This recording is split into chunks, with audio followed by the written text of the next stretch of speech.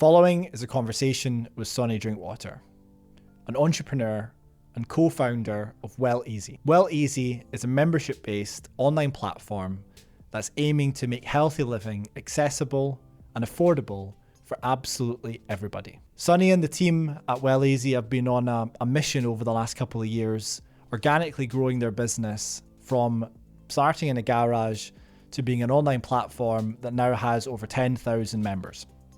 They've also started to manufacture and sell some of their own products.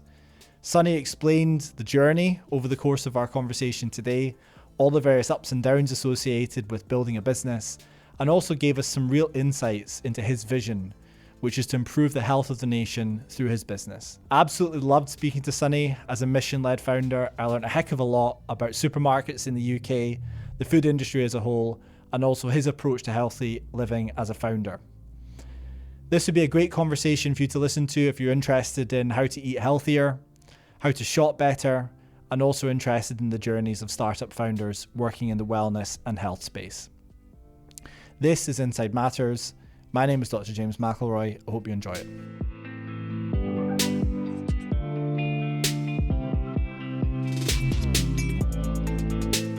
So how does the Eddie Abu? Eddie Abu. How does Eddie Abu's message around eat real food relate to your vision and your mission at WellEasy?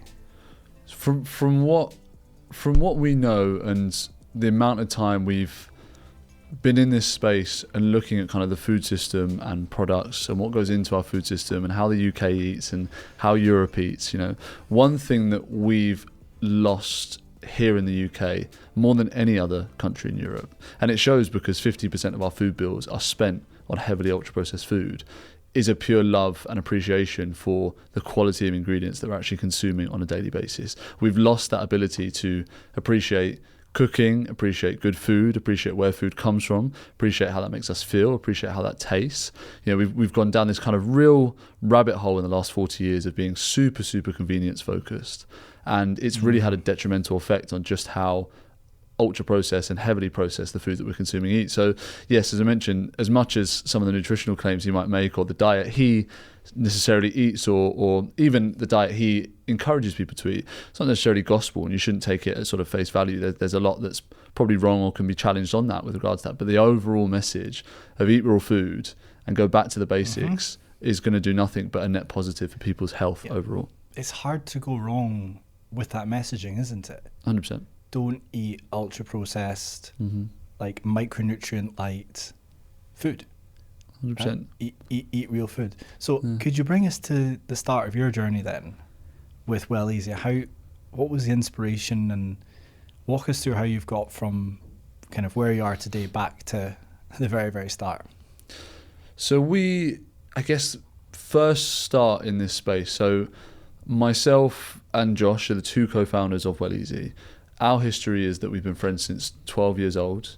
We go back even longer, to be honest. We played football against each other when we were younger, so we're kind of in and around the same local village, etc. But we've been kind of friends at the same school since 12 years old.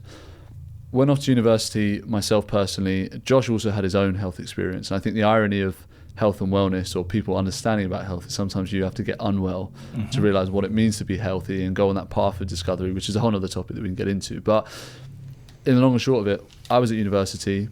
I was a massive calorie counter in the gym all the time. I was bodybuilding. I was trying to lose weight for summer holidays. I was in this kind of up and down spiral of just pure calorie counting. And at times got myself down to about, and people get surprised when I say this, but I'm a 6'3" person. I was rowing and doing other stuff at the time. And I was eating about 1,300 calories a day for a good at least a month or 2 months, kind of as part of this process. To get shredded, thinking that was what healthy meant. And because I looked like that on the outside, I thought that was great, right? And one more question, just to push a little further. Was that for Ibiza, the summer holidays? It was for a summer holiday. It wasn't Ibiza. I probably couldn't afford Ibiza at the time. But it was definitely it was for a summer holiday. And with that sort of cultural mindset, right, in terms of just getting shredded, wanting to look good, thinking that meant that I was healthy, and just obliterating my body to do so. Yeah. And in the process of that, kind of 3-4 months after going through that process, I just had the world of different health issues. My anxiety was through the roof. My mental health was poor. My I was sleeping quite badly. I felt so tired pretty much every day. And what was worse is I actually couldn't bring myself to really eat more. I couldn't really justify kind of eating more. I had a real disordered way of eating with food. Nothing that I would call, there's a lot worse situations to be in that people go through every day. I'm not by any means saying that, but definitely not a healthy relationship with food. And the only thing that really brought me out of that side of things personally was the same knowledge and same love of food that I just mentioned about Eddie and what he's kind of proposing to people was the same thing that brought me out. Just falling back in love with nutritious food and seeing food as a nutritious thing to put into your body and the benefits that it has, and seeing calories as a nutritious thing, right? Not avoiding something because it's high fat, but actually thinking it's high fat because it's so dense in everything that my body's going to need. And it wasn't an overnight thing, but it took a period of time. However, in that process of discovery and knowing what I wanted to consume and learning about the food system, I just realised the UK is not set up to support any of those choices whatsoever. It's so expensive, it's so confusing, it's so inconvenient. You walk into a supermarket and the first things you see are promotions of junk food, and they're so enticing, the prices, right? And I was pretty fortunate that I come from fairly, relatively comfortable background. I'm at university, I'm around other people that come from fairly comfortable backgrounds. But if you're in a lower income area of the UK, they are the worst hit places that, one, probably don't have enough knowledge anyway to know about what to choose, but every day they're consuming these products.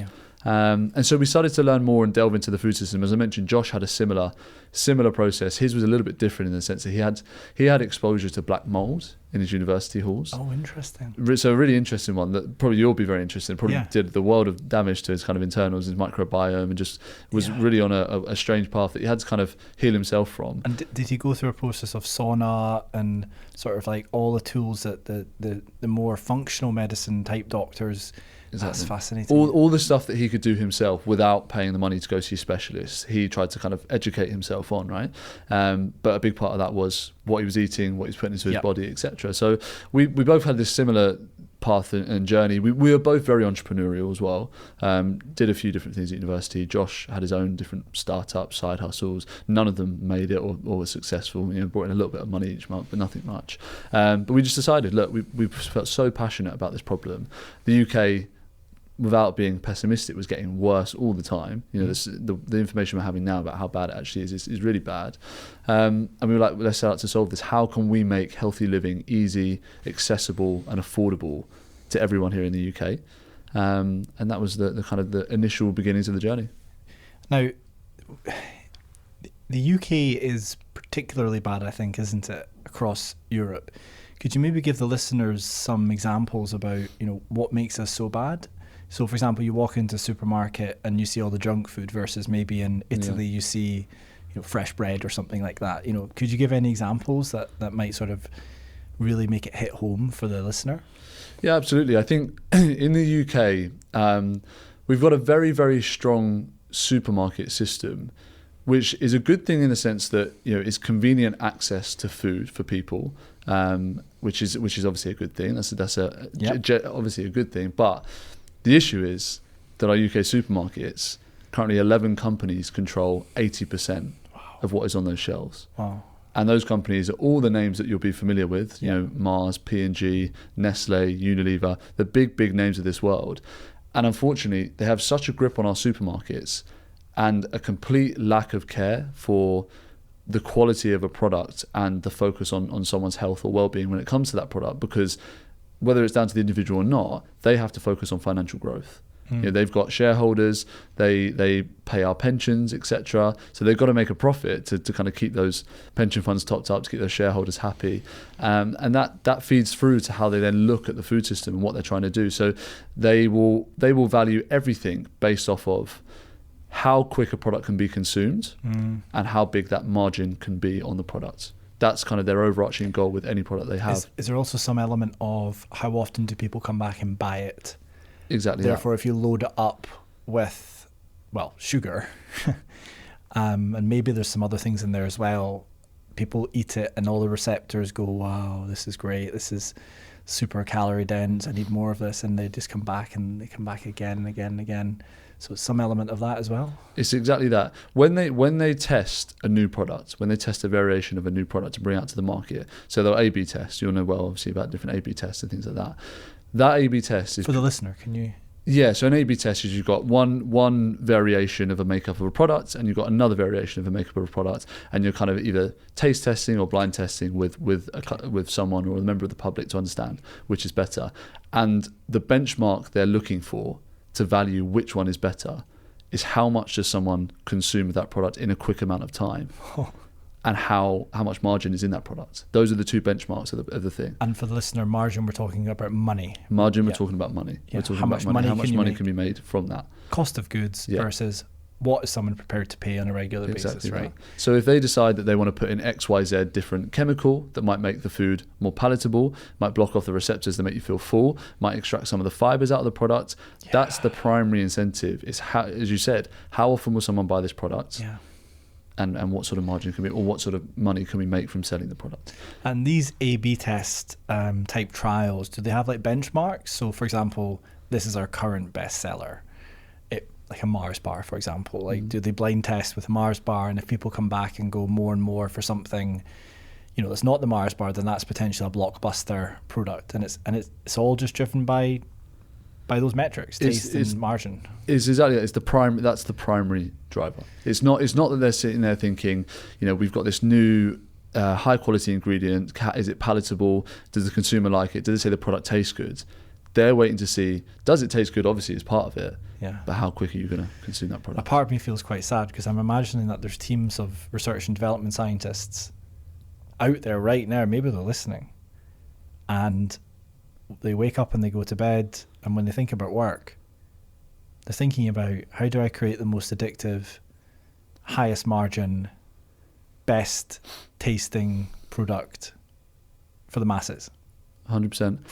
And there's many accounts. Crazy. I can't call it by name, but there's definitely many accounts of high up execs working in that industry that have either tried to leave or tried to change the system and have just been pushed out of companies. Wow. Because it's not in, you can have the best board in the world that really cares. Sure. But shareholders want their money, it's right? the shareholders' money that is the ultimate. So we've got in this rat race, and it's, as I say, it's not, you can have all the good intention in the world, but it's now that we're in this rat race of this is how that system has been set up, and it's such a monopoly. As I say, there's 11 companies that control 80% of the food, incredible. and 75% of the sales of that food come from ultra processed food. Should we just, for the listener, try and define an ultra processed food? And I've got so many questions about. You're building a company now, you're facing these kind of mammoth companies, and you're also facing, I think, a deep sort of entrenched societal behavioral pattern. And there might be some deep wiring going on now in people's brains and bodies that says, no, I need that Mars bar or Snickers bar, whatever it is. Yeah. It might be quite hard to shift the masses. It's incredibly hard, and it's... it's a walking addiction in a sense, right? It's so incredibly hard when the thing that you have the relationship with most often in your day, you can't live without it. Yep.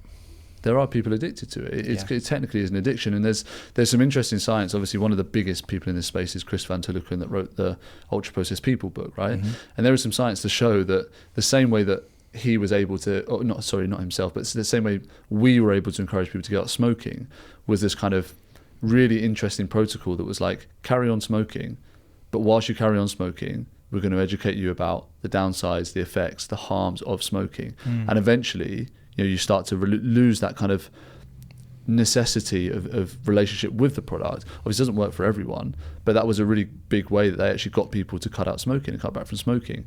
And it's the same sort of thing that I think is the only way we can start to help people with food. You can't just cut out ultra processed food. If you did it tomorrow, you'd have hardly anything around, especially if you're on a low income. They are the worst hit areas where this happens. So they can't just cut everything out, but we have to start educating while it's going on so that we become more aware and start to make the small choices. I mean, the UK definitely is particularly bad. It's actually potentially even worse in the US, having spent quite a bit of time in the US. And it's everywhere in the UK. You go into a convenience store, you go to the petrol station, you go to any supermarket that's reasonably large, and as you check out, just kind of open your eyes a little bit and you'll just see that you get taken around this kind of maze which is designed to be a queue, so you're probably moving slowly, and on your left there's a pile of sugary food, and on your right there's a pile of sugary food, and then if you don't get tempted during the line, just as you get to the checkout, there's probably something on mega reduced, 100%. extra special offer, you know, and it's just so hard if you've got that addiction, because something in your brain goes, oh no, I need that. And I think some people, the latest research that I'm aware of suggests that some people have more of an impulse than others, but it gets worse if your body's used to it, right? Because it just becomes routine. Yeah. It becomes a habit. So it sounds like you've got a big task to try and sort of change the way we look at food in the UK as a whole. It's a huge task, and it's, you know, obviously we mentioned about people like Eddie Abu, and it's why that messaging about kind of real food, and just even if you don't understand at this moment in time what real food is, just kind of spreading that word about kind of what is real food and how do we value it is so important. Like I remember even last week there was huge protests from farmers in this country, right? And it's a long history we've had in the UK, you know, where we opt for convenience. We've opted for convenience in our food system for such a long time. So even aside from the processed products, or aside from the packaged products, even you turn to our kind of the fresh-ish foods we have in this country, a lot of the time not even produced here. And this is why, as you mentioned, it can be worse than the US sometimes, because at least the US produces quite a bit of its own crop, it's a bit of its own agriculture, right? We don't have that relationship here. And, you know, those farmers took to Parliament and they were protesting outside Buckingham Palace because the UK is importing meat and things that we could produce here, and it's just, you know, it's such we've got in this real rat race that's, oh my God, it is incredibly hard to fight against. There are ways, but it's going to take a long, long time. So we'll get on to the sort of bigger vision of how do we improve the health of the nation in its totality, you know, education, bottom up, top down, and all the work that you're doing. But I'd like to kind of go back to the journey that you were on, because I know some of the listeners take bodybuilding very seriously and fitness very seriously, and it might just be worth exploring a little bit why being absolutely shredded and neurotic about food is actually not healthy. Having been there myself, doing 3 walks a day, weighing out the food to the gram, weighing myself every morning absolutely religiously, and being a very low body fat percentage, but still viewing myself as having way too much body fat. Yeah. But then you see the photos. And you're like, whoa. Oh my God, so lean. But so many people have been on that kind of that journey. So, you know, for you, what does health look like in terms of diet and physique and just day-to-day performance and how you operate within your life and relationships? It's been a real journey, and it's definitely been like up and down with it, as I would say. There's some innate things that me personally I've never been able to like fully cut out, but I don't actually think it's a bad thing. Like I will still watch how much of things I'm consuming. When I say watch, it's the difference between weighing stuff out and just knowing kind of when I've eaten maybe a little bit too much. It was interesting. I was in Japan recently, and they've got this concept of, I think it's called like habahatsubu or something like that, which is like 80% full, right? And never fully full. Or never fully full. And that I've tried to stick to that as much as I possibly can. Just remind myself, like, I don't need to feel like full to the brim type thing. If to feel full, like that's kind of a better way to eat. So I've become a lot more rounded and balanced with things. I'm still the type of person, I train pretty much every day. I still exercise a hell of a lot. I love my training. I do a lot of kind of CrossFit type stuff or a lot of endurance things. Exercise is such a big part of my life, and I will still definitely in the build up to like summer, for example, being perfectly candid, I will still try and watch a bit more closely what I'm eating and still kind of try and be feel in shape. But it's just a very different relationship to it. It's very it's not from a place of stress. It's from a place of just enjoying pushing myself a bit and kind of wanting to keep myself in check and keep myself disciplined, I would say.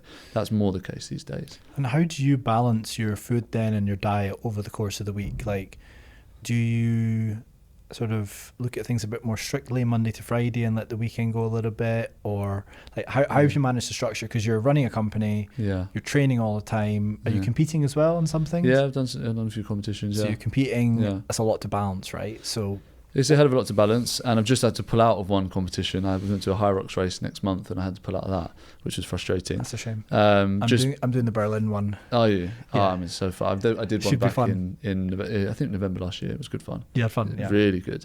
But yeah, it's hard, and there's you've got to try and balance everything. For me, yeah, Monday to Friday, I try and be as kind of regimented as I can be. It's really hard when you're on the move, especially in this country. Not to keep slagging off this country, but when you're on the move, it's even harder when you haven't pre-prepared what you're eating and things like that, because you're going to opt for something probably not as good. But I just try and eat like really good as much as I can. Good products, good ingredients, real food. Is what I try and opt for, especially when I'm on the move. So like, for example, today for lunch, I'm still on a budget. I'm watching my money a little bit, and I'm thinking, right, I'm going to have some olives. You make sure I check and see what's in the olives, some nuts, and a little bit of meat I got from the supermarket. Probably wasn't the best quality, but still for me, while I'm on the move, that was kind of a decent lunch that I felt. And if I wanted some more stuff, I would have had some fruit and some blueberries or something like that, is what I would have gone for. And if there was like maybe like a naked bar or some sort of like pretty good ingredient protein bar that was available in the supermarket without anything sort of too artificial in it, I would have probably had that as like a snack to kind of see me through on like a lunch day. And then the weekend wise, like I still love going out for dinner sometimes when I can afford to, and do things on a budget a lot of the time. And I still speaking as a true startup CEO. Yeah, it feels like it as well. It feels like it.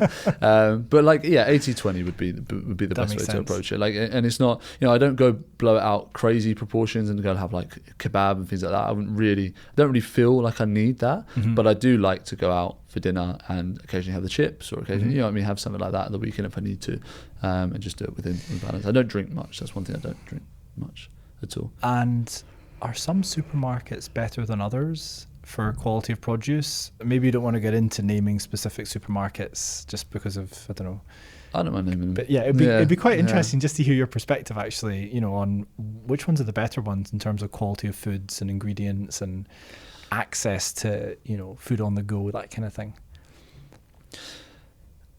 It's hard because none of them actively kind of, that's never their intention, is to kind of think what is best for the customer from like a health or a perspective. So it's hard fully to know. If you know what you're looking for, I think you can get some very, very good produce in places like Aldi and Lidl. Yeah.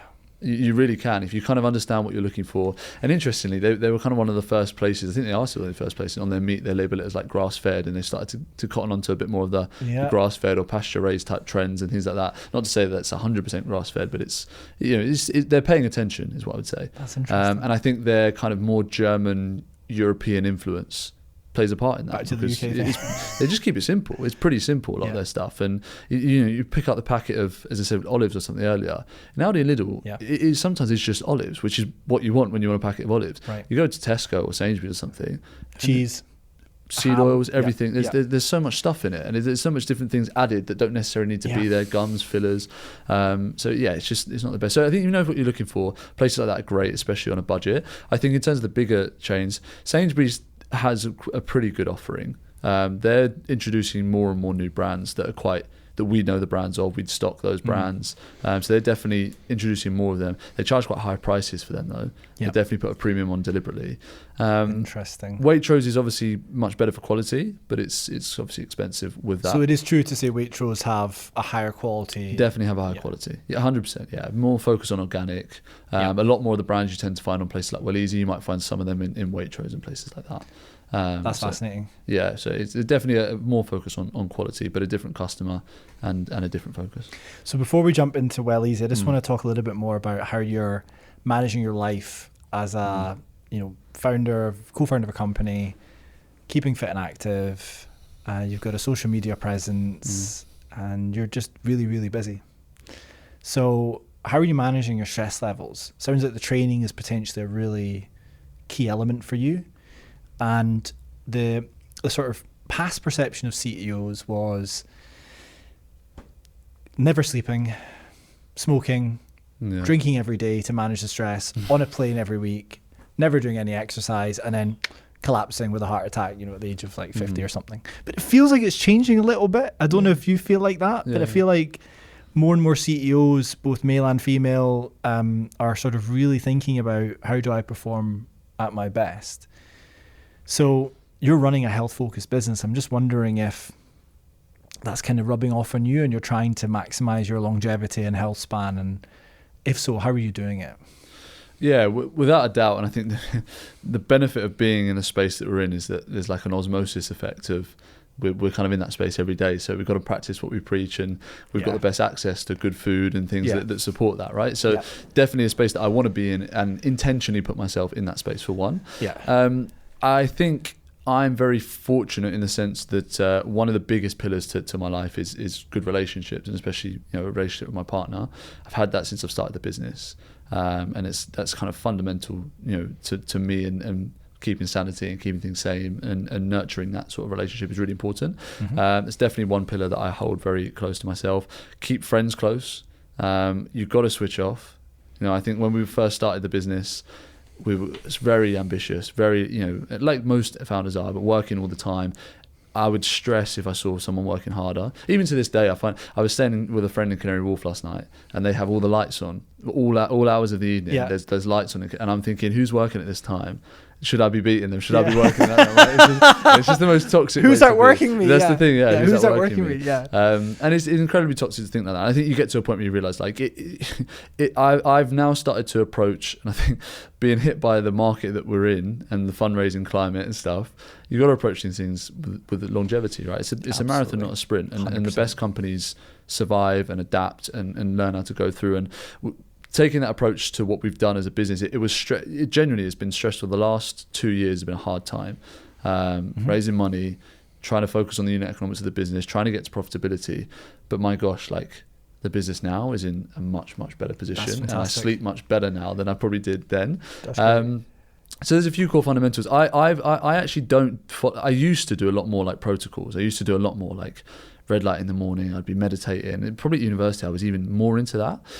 I've actually found for myself that sometimes that if you understand where the place that comes from, that's fine. If you're doing it from a place of discipline, as I said before, but if it's from a place of stress and kind of you feel a bit anxious around it, there are some habits that I just fundamentally would say I just aren't necessarily the most conducive. Like if someone said to me that I feel more relaxed watching Netflix with my partner than I do doing my red light at night and with my blue blockers on and meditating for 20 minutes, I'd be like, but that's fine. That's kind of you understand you understand sort of how you function and how you live. So I've taken a bit more of a rounded approach to health and wellness, but I could also, I'm in that space, right? So I could also be one of the nutters that could biohack his way through everything if I wanted to, and so I know how to do that, if that makes sense. But I'm on a couple of biohacker WhatsApp groups, and some of the things that I see, I'm just like, whoa.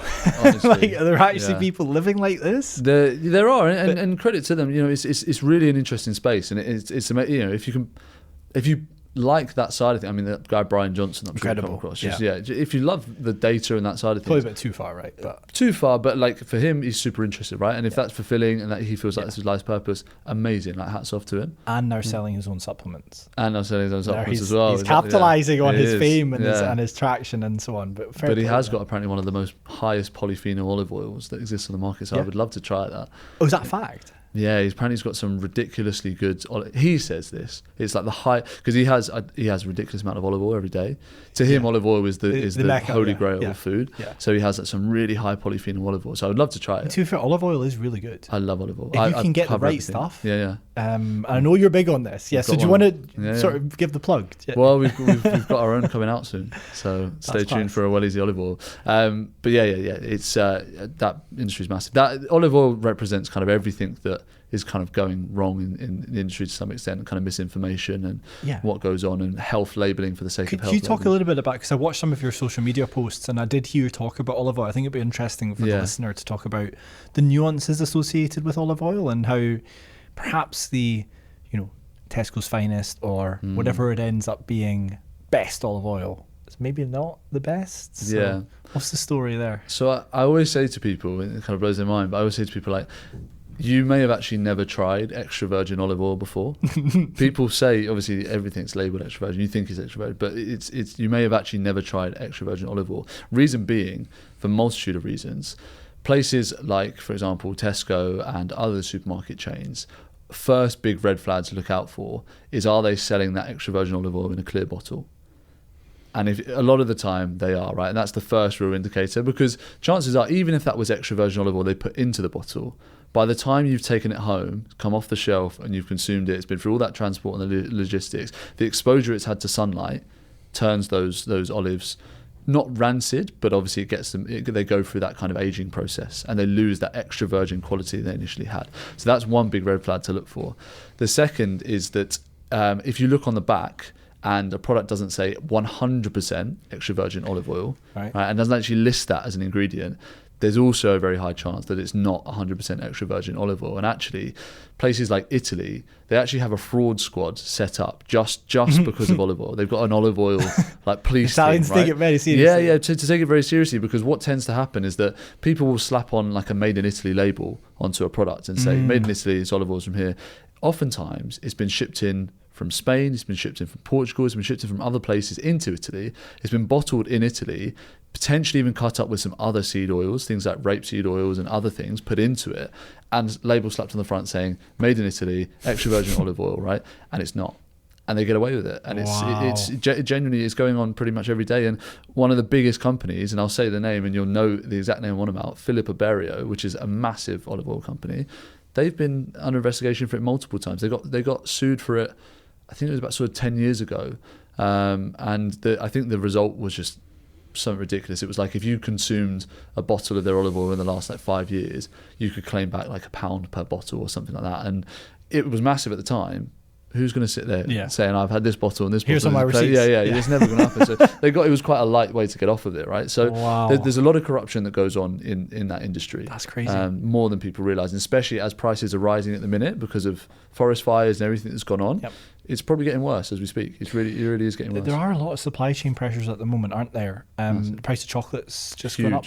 But we were looking at trying to do our own chocolate and cacao products, and the price is insane. It's like potentially one of the most valuable commodities in the world at the moment, the cacao, because what was it, a forest fire or what happened? I think, as far as I understand, I don't know the full story on the cacao side. I think it's to do with the forest fires and climate change and all those and it's crazy how much that's changing. I think it's not just a case of people are thinking, oh, let's wait, and it's going to improve. People are looking for chocolate replacements now. So I even spoke to a company the other day that makes it from fava beans.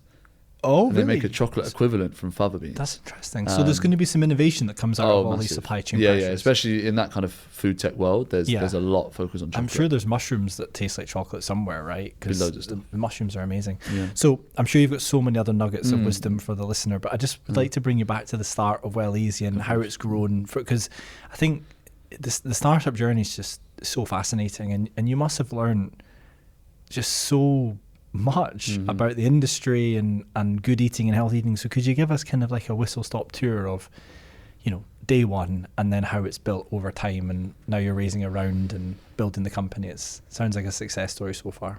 Yeah, I guess as such. So it's a bit of a journey. So first, coming back to where we had that mission. So the mission was, how could we make healthy living easy, accessible and affordable to everyone? Now, we didn't have a clue where that would start in terms of an idea, in terms of a business model that would work. And we actually spent about 9 months building a business in that space, but it was a B2B snacking business. So it was basically just stocking up offices with healthy snacks. Yep. The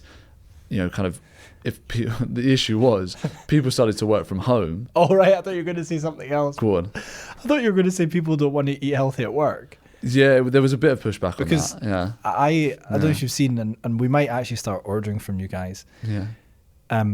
We deliver to all the staff pressed juice and fruit and veg boxes. Uh-huh.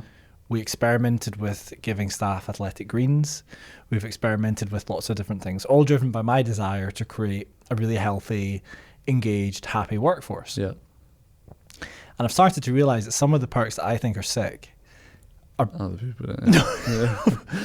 probably just want a bit more money. Probably not what everybody wants, right? Yeah. So when you're saying, well, these healthy boxes for the offices, I'm sort of wondering, if there's a small part of the box that contains some of the classics, like, I don't know, Walker's Crisps or something, not that you would have that. They disappear first, and then the rest gets picked off more slowly. But what it comes down to, I think, fundamentally is, and it's a recurring theme throughout this conversation, I just think that on a population level across this country, not that high a percentage of people want to eat healthy every day. Yeah. And I think that's partly because they don't know what it feels like in terms of how good you feel. Yeah. And then it's also the education piece as well. Like, you know, that bowl of quinoa, salad, fruit and veg is just fueling your body. All the chemical reactions are happening in your body all the time for you to perform are in there. Yeah. Versus if it's in something that looks beige or white and it's been through like 50 different steps, it's not doing anything for you other than maybe making you gain weight and make you feel sluggish and tired. So it'd be good to hear what happened next. Did COVID happened, so the offices were empty and you had to do a pivot? Yeah. Big pivot, yeah. So we, exactly as you said, we were 21 at that time, or 22-year-olds. Nice. Super ambitious about like how can we change the world, make people live healthier, and the message wasn't really like connecting the way we wanted it to.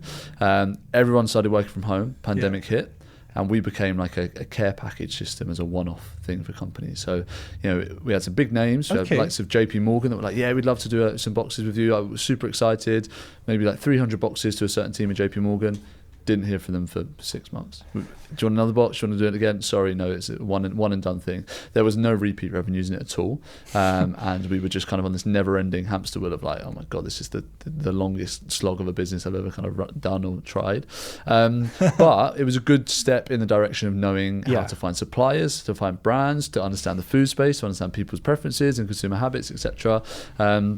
The irony is now, actually, the way WellEasy is set up, we're only focused on consumers, but we have a hell of a lot of businesses that place regular orders for their staff. I was just about to say, we're almost certainly going to start doing that. So that tends to be a common thing now, but just because the offering's broader. So that was where we were. We had a profitable business and some money in the bank, a small scale profitable business, but we were like, how can we take this mission further? Congrats. Yeah, and we're like, how can we take this further and really execute on that mission? And we stumbled across a business model that many people know, but we just absolutely fell in love with, which is Costco. And I'm sure you know Costco and understand that kind of membership club that they have, and we just fell in love with every single part of that business model, and exactly what it did. It offered a very, very curated range of products, obviously not with a health angle to it, but actually in the US they're not too bad, some of their products, but a very curated range of products, really good operational efficiencies, really simple logistics, and a really, really strong repeat rate of a customer, and passed over savings to the customer, which tackled the biggest problem that we felt was the expense of buying healthy products. So we were like, could this model work well here in the UK? There were some examples of a similar company out in the US that had used that same model and done pretty well. And we were like, okay, let's give this a shot. Let's kind of start from scratch. We know how to order products. We know how to buy products. Let's give it a shot. Throw up a Shopify store. We'd always, I think in our hearts, Josh and I are just consumer focused the whole time, as much as I was saying to you earlier about how tough consumer markets and companies are. We'll get to that. I would just want to be consumer my whole life. I just love that space. It's good to hear. Yeah, I just love that space and love seeing the impact on people. You get really quick feedback. That's the biggest thing. People talk to you, right? Talk to you all the time, and the feedback you get is just instant. So love that space. So yeah, really grassroots, sitting in a garage, ordered a load of products, threw up the Shopify store, threw some money into Google Ads. So just ranked for the best products, or ranked for some products people were searching for at the best price. So we got a lot of traffic through to the store that way, got them signed up to a membership. Really hard to explain the membership at first to quite a few people. Found some nuances over time of how we interject that, and just started growing from there. Could you explain to the listener how the membership scheme works right now, and maybe talk about the kind of evolution from the early days in the garage? All great businesses start in a garage, by the way. Yeah, I think ours started in a garden shed. And here we are now. That's the best way to do it. Yeah, so we with that membership model, so it's similar to Costco. The slight difference is that you would come to WellEasy now, you would place your first order. So you would see, at this moment in time, you see about 3,200 groceries. So everything from sort of food products to snacks to supplements to beauty to home stuff. So a real range of categories that we have. You'd place that first order with the products that you wanted. You would then have a 30-day free trial. Because you're shopping at member prices. So from day one, you're shopping as how a member would be, which is roughly up to 35% off RRP. Really? We say to people, yeah, it's up to 35% off.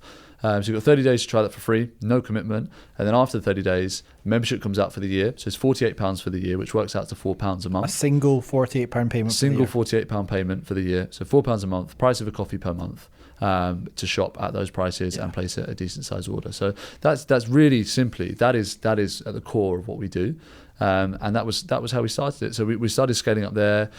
More and more products, started to find the right brands that worked. Can you talk about that, the brands? Like how do you assess as an expert if a brand is good quality? We've got a lot rigorous standards now, but we are making them more and more rigorous the whole time.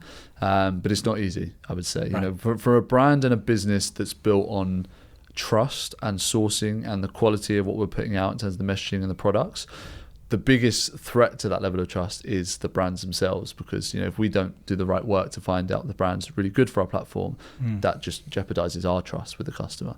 And trust really is the currency we're playing with. It's not necessarily just price savings, it really is trust in this market. So the brands themselves, we have 4 pillars that from day one we were like, right, these are the things we're going to focus on. So from day one we had a banned ingredients list. That list has got bigger over time. We worked with some nutritionists that we knew at the start. Just banned ingredients list. Yeah. Can you tell us what they are? Palm oil, seed oil. There's some we have a seed oil free collection. We don't discriminate all seed oils at the minute. Because I think until science evolves, we won't fully cut those things out. But we definitely allow people that want to cut that out to shop very easily to do that, if that makes sense. So we don't really advocate that. It's more the things like your typical E-numbers, your artificial preservatives, your sweeteners, no sucralose, no aspartame and things like that. So the kind of real conventional stuff, as well as a few nuanced ones that comes in that at this moment in time we start to see evidence of that we don't have. So that list is about 280 banned ingredients at the minute, but at the time when we started, to be honest, it was like 30. It was kind of a smaller list that we kind of put together and thought, right, this is the place to start. So banned ingredients list, 4 ingredients is the primary pillar. The second is we look for things to be produced and sourced responsibly. Now, it sounds quite broad, but what that basically means is that we look for a brand to be as sustainable as it possibly can be, both in its supply chain and in its packaging. If a brand comes to us and says that they've got 100% recyclable or compostable packaging and they've gone for XYZ standards, it's BPA free, if they're a B Corp, things like that, the credentials they have behind them that support that their focus on sustainability as well is a big part of what we do. So that's kind of the second pillar. The third is we look for things to be organic, and if regenerative is even better, but definitely organic is the primary focus. What's the difference between the two of those? So organic is kind of your typical, no added sort of chemicals, pesticides into it. It's been around for a long, long time. Regenerative basically means that it's farmed in a way that it basically traps carbon back from the atmosphere, if that makes sense. It's actually one step further than organic, right? It's not just grown in a way that's kind of good for the planet. It actually goes one step further to regenerate the planet. Wow. So a good example is if you look at sort of your regenerative meat products or anything that has meat in, cattle will tend to be reared on certain sectors of the field and moved around at different stages of the field so that the grass can regrow, can trap down more carbon into the atmosphere, you see what I'm saying? Understood, so you get this life cycle of things. So for example, our new coconut milk that's coming out this month is from the first regenerative farm out in Sri Lanka. That they practice that same level of farming and this is a WellEasy branded one. This is a WellEasy branded. So you're manufacturing it yourself with the supplier. Manufacture it ourselves. So that's the evolution of your business then. That's the evolution. So starting to make your own products. That's where we are at kind of current day. So that's organic and regenerative, and I would say about probably 85 to 90% of our range is organic. There are still some products that are on there that aren't organic, but that's only because we've kind of done some back work on the brand. More often than not, they are organic and they just haven't got the certification, if that makes sense. Yeah. And there might be a small brand that's coming through trying to do good things. So we don't want to, I don't want to hinder a brand like that, if that makes sense. We don't want to make it, they start to have to pay for things, especially when bodies like the Soil Association, for example, charge quite high fees these days just to be certified organic. So there's a lot of good products that would skip out if we eliminate anything that wasn't organic, if that makes sense. So there's probably about 5 to 10% that's not organic on the range, but more and more is organic the whole time. And the last is that we actually, it's community approved. So products we usually put to our customers, we've got about 300 nutritional therapist affiliates that we put these to. Wow. So anything that gets onboarded, we share it out. This is something that's coming onto the platform. What do you think? To a lot of these people. And we just basically get community approving of it. Got it. So there's actually quite a rigorous set of criteria to make it onto the platform. There is now. At the start, at the start we knew it was that. but we didn't, it was just harder to It had to implement. evolve, right? Yeah, it's evolved, and we made it more strict. And even as I say, we're trying to fundraise at the minute, this fundraising round, we'll take that to the next step and we'll articulate it more. Because I think, funny enough, I tell people about this and they come to the WellEasy store and they're like, God, we didn't know that you put that much work into kind of sourcing and finding those products. And it's just like, that is what we do. We should really tell more people 100%. How much we're doing behind the scenes. So a lot of that stuff is coming into what we're going to spend some money on. One of the biggest challenges, I think, with eating healthy is it's hard to know where to start and where to go. And, you go into the internet and you type in, I want this, and then there's just an almost limitless number of different options. So what I think you're saying is you're doing the hard work, right? 100%. You're doing the vetting so that if it's on your website, it's been through that rigorous process and you can be sure that it actually meets the quality criteria. And you will never come to WellEasy and search, let's say, for example, you'll search almond butter or peanut butter. You're only ever going to see the best 3. You're never going to do, like you go to Amazon, you'll see 50,000 if you type that in, right? You'll see ridiculous amounts. Just people listing them all the time. You'll see the best 3, 4, 5. I love that. And we've chosen them so that you're not overwhelmed. It's genuinely the best stuff. So without going into the specifics of the fundraise, how are you and your co-founder going to build the business over the next, 1 year, 3 year, 5 years? Have you got a vision for where you want to go? Yeah, we certainly do. So we've hit a nice point in the business in the sense that we've had a tough couple of years where we've built this business that takes a lot of focus on unit economics and a lot of operational efficiencies and getting the logistics right, getting the fulfillment right, making sure the marketing channels work. There's a lot of kind of simple, in every business, but with this one, it's a little bit like it's simple, but it takes a lot of care. That's what I would say about this business. So we spend a lot of time fixing and kind of implementing those things. And we're now at a stage where we've got 10,000 members.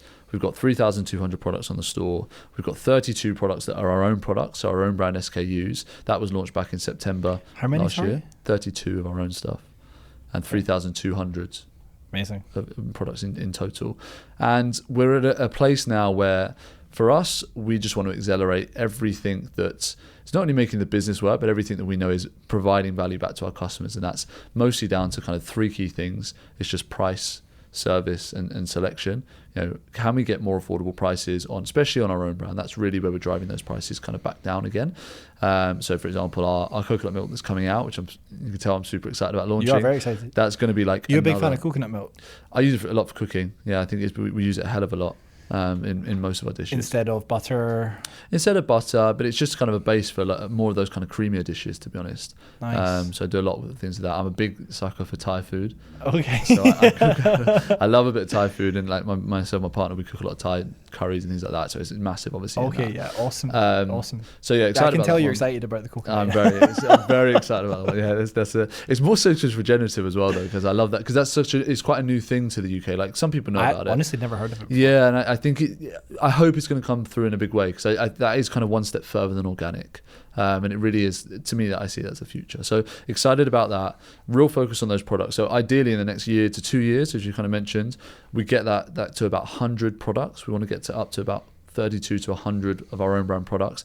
Those are really focused on how can we make a really good quality staple product. Yeah. Something like your beans, something like your chopped tomatoes, really simple products. The best quality, really high quality, best price, and with our brand around it. So that's really the focus with our own brand. And in doing that, one of the current issues that we face to an extent is that, because I mentioned obviously the supermarket system here in the UK, if you come to WellEasy and you don't feel like you can make enough of a regular order with us to justify that membership and place an order on a regular enough basis, you might doubt whether the membership is right for you, whether it's going to save you money. We know firsthand you could place a £40 order sort of every month to 2 months, and you're still going to save on average £100 to £150 a year with us. Wow. So we know that, but obviously it's hard for the customer to be reassured of that. So our real focus is how can we show people that broaden that offering, save the money that they want to save, get the most convenient service possible, and just trust us. Just trust us that we've got your back, we've got everything covered. You can really live and shop that way. I think everything we're trying to do with this brand is I want to make one of the most aspirational health and wellness brands accessible to the most amount of people in the UK. Wow. As you mentioned earlier, how good it feels to live healthy. I want to make 80% of the UK understand what that means. And so do I, by the way. Yeah. And that's one of the whole,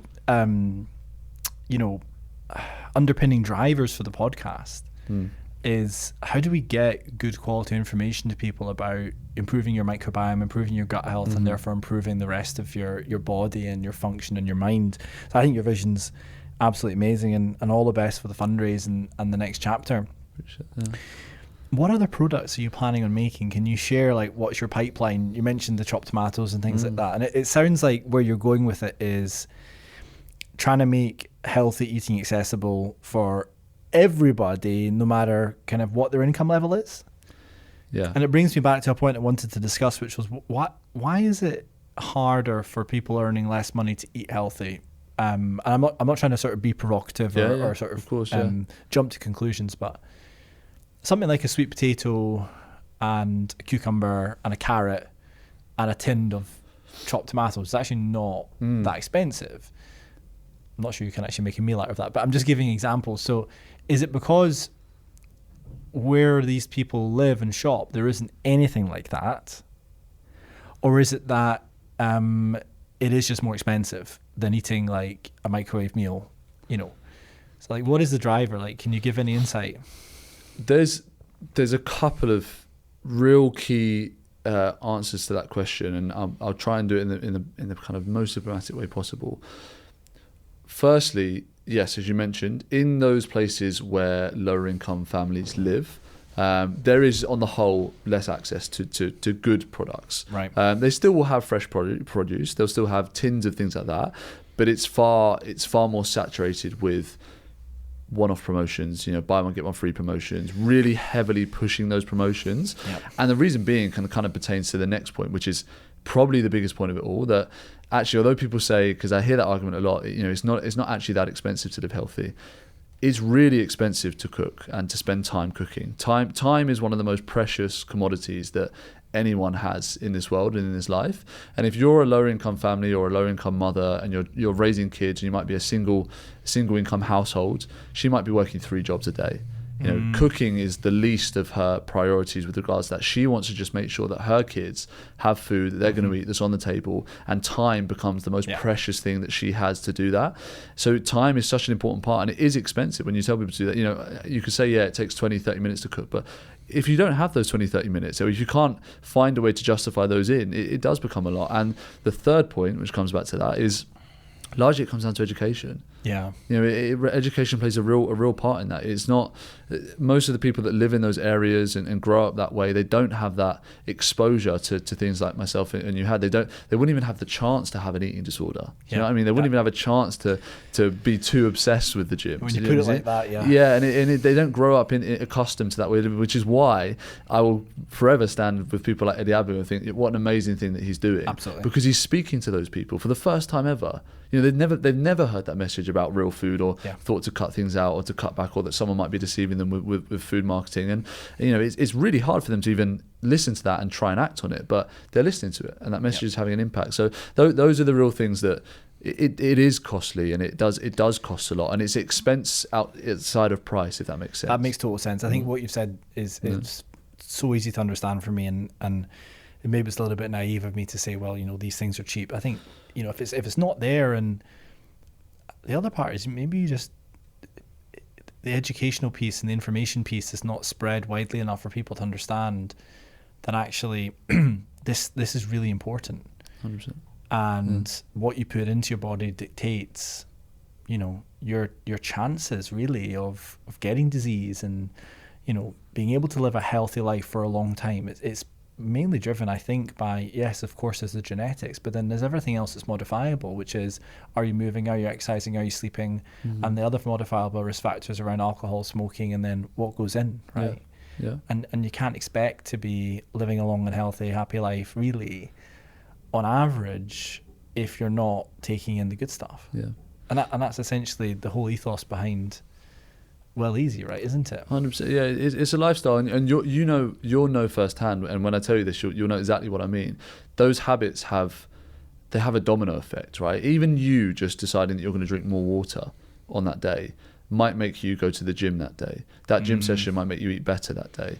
Eating better that day might make your work better that day. You might then have a chance to get a promotion the next day at work, right? You see what I mean? It's all a correlation of effects that come from the good choices. Absolutely. If you're living in a place or an area of the UK where those choices are so limited, do you see what I mean? It becomes a domino effect the other way.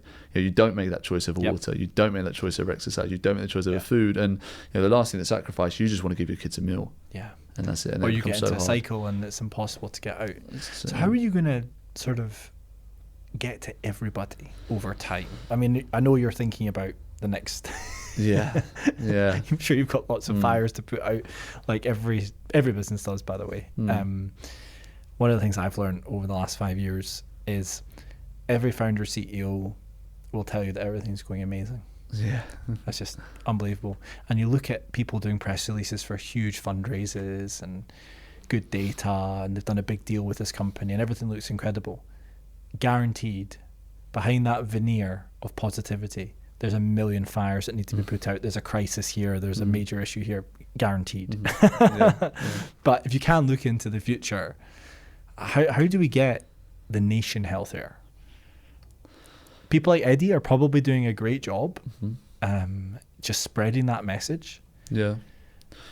It's really hard, and it's a multifaceted problem. I think the government firstly can do a lot more than they're doing. They play a big part in a lot of this stuff. And even, there was calls I think during the pandemic when Boris Johnson got ill for this review on foods that he was going to do, and this high fat, sugar and salt, and it's been postponed and pushed back and pushed back and pushed back, and it's not top of their list at all. So I think there's a lot on the legislation side that we can do. I found that something very interesting the other day, actually, as a slight fact with regards to that. So sometimes you see on certain products, it might say like less than 100 calories or things like that. And they've got this obsession with 100 calories. Yeah, where did that come from? So I didn't quite know. I just thought that was just like marketing, that like, you have this, or have like the Treatwise thing that it says on chocolate that's like have 3 squares and it's like 100 calories or something, right? So I just thought that was just how they could promote it. Who just has 3 squares though? That's the thing, right? It's ridiculous. And so I thought that was like a moderation play. But it turns out that actually, I think it was years ago, the government basically said that kids could have these kind of unhealthier snacks as long as it was only 100 calories worth coming from these kind of ultra processed junk foods or something like that, right? But what a lot of these companies then turned that into, a lot of the big companies, and knew exactly what they were doing, all of their products then, they're just saying, well, let's just make the portion size down to roughly what 100 calories would be and slap a healthy label on it. Wow. And that's crazy, isn't it? They've been able to do it. So they just slap a healthy label on it. And it's not healthy at all. And the government knows this, and they've just done nothing about it, right? And there are some interesting things that can be done. So, for example, Brazil. So Brazil, I don't know if you know the case study of Brazil, but Brazil's really interesting. About 10 years ago, they had these flying rates of obesity. They couldn't quite work out why, right? A lot of their people were getting obese. There was a lot of health issues. Diabetes was rife.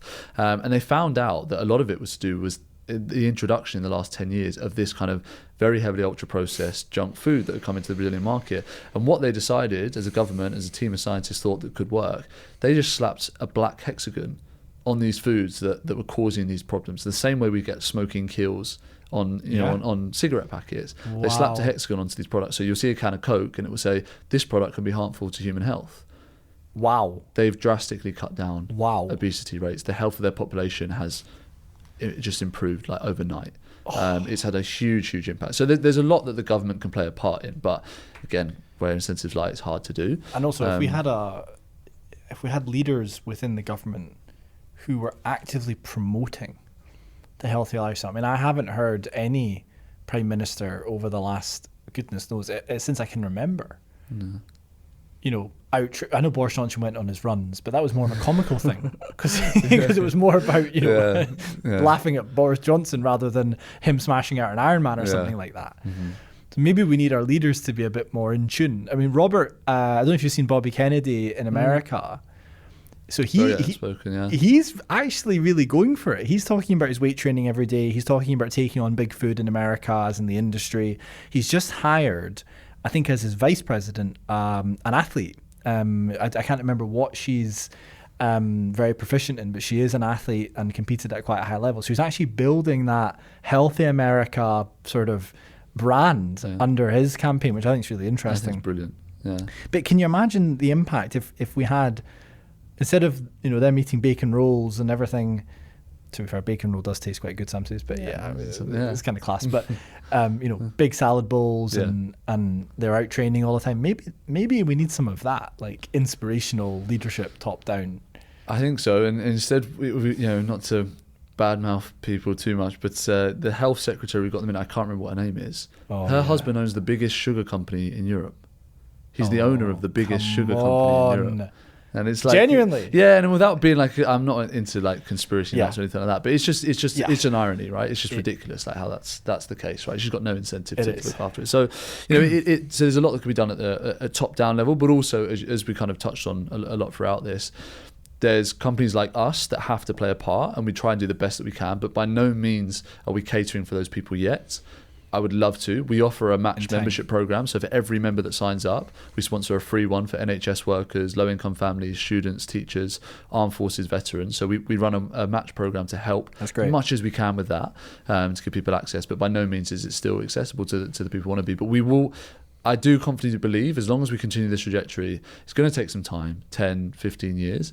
But if we can get the products that we sell, especially our own brand, to the same price as an unhealthy equivalent, then that's ultimately where I'd love to take this mission. That would be amazing to take it to that level. And then the last part is just the education side. We need more people talking about it. We don't need people, well, I can't swear on this podcast. It's okay. We don't need people bad mouthing, what Eddie Abu and people are doing just because he's growing a following. We need to look at what he's doing and think, okay, he's resonating with people. He's talking about a relatively good message. It might not be true, all the stuff he's saying, but it's not that harmful to tell people to kind of go back to the basics. I mean, social media can be so toxic. Incredibly. I mean, I go into the comment section sometimes and I'm just like, is this real? How nasty and sort of cutthroat it is, and most people are just trying to do a good thing or further their own careers or what have you. So it's interesting to hear what you said at the start around, you just shared this, I suppose maybe it's a slightly controversial post. You said that Eddie had done more than the UK government has done, which is possibly true, to be honest. Just from anecdote, I know several people who have had a positive impact from watching his videos. To be honest, he'd probably be a good ambassador for WellEasy if you could get him on. Like, he'd be a brilliant ambassador. He'd be wake the fuck up. Yeah, he'd be a great ambassador. Wake up and shop at WellEasy. So just to kind of wrap up, because I think we're over the hour now. For the listener, how can they learn more about your mission and your vision at WellEasy? Socials is the best place for us. So especially our Instagram, we do stuff all the time on there. We're sharing bits of content, both short form, long form, loads of different stuff with experts and people as much as we can on there. That's the primary place to follow us. We are going to be spreading more across other channels, so we have a lot more coming across our blog and across TikTok and stuff too. But I would say Instagram is the best place, and that's at WellEasy UK. Thank you. And one final bit then, I mean, it is a microbiome podcast. Could you share any insights about how maybe, are you seeing more about the microbiome and gut health these days? And what are the kind of trends that you're seeing across your customer base, but also, maybe on socials and so on? Huge.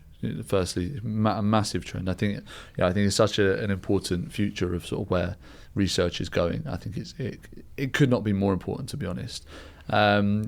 We've seen a big impact probably across from the likes of platforms like Zoe and other places that have allowed people to have a bit more awareness or access around sort of what they should be eating, how that kind of works for their microbiome.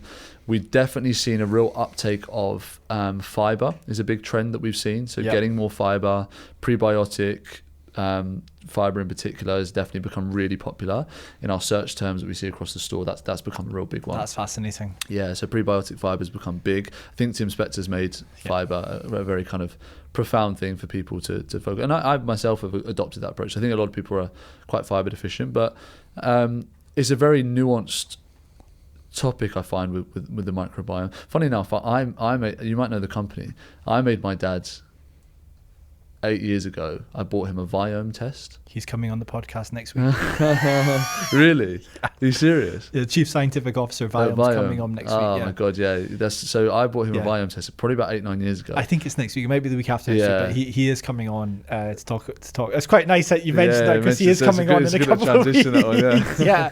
But I bought him this test, and I think he thought I was probably like the worst son in the world, right? He thought, what the fuck is this? Like, most people buy their dads another present. I was like, look, just try it and see. Where's my beer? Yeah, where's my beer?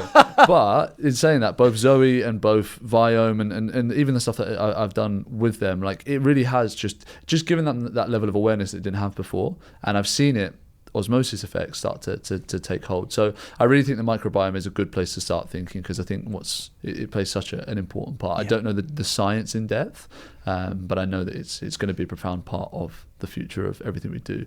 I had a real bad experience recently with antibiotics, and my God, did it make me appreciate a good microbiome, right? So your kefirs, your kombuchas, your gut-loving type products, massive for us. It takes you a while to sort of recalibrate and restore. Yeah, and it did, and as I say, it just fundamentally made me really appreciate it again. Well, hopefully, if Enterobiotics keeps going the way it's going, you'll just need to take 2 capsules or 1 capsule, and you're all sorted. So, so on that note, I wanted to say thanks and wish you all the very best for your journey. I think your vision and mission is awesome, and you're doing your bit to make the nation healthier and happier. So thank you. Thank you very much for having me. Appreciate it. No worries.